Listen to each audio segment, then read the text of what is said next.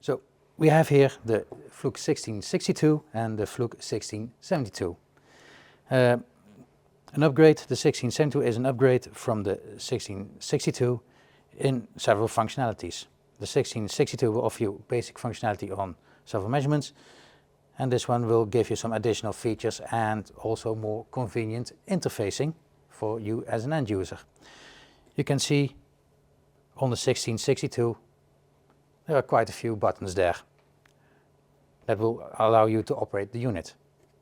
With the 1672 you have only a few buttons, a big display and a rotary dial. Why we have it? We now have touchscreen. In this way your interfacing with the unit is more easier. Simply select the function you want and do your testing. The 1672 also works differently. It now will work on project based. So if you go to the measurement form, you will see a matrix here that will show you your overview of measurements that you have to take in a sort of table overview. It's simply select the function and then press test. You are in the function and you can go on with testing. Also a big difference there is the 1672 will show you clear pass-fail limits in red, green if it's good or bad. Also, one of the features that has been added is voltage drop.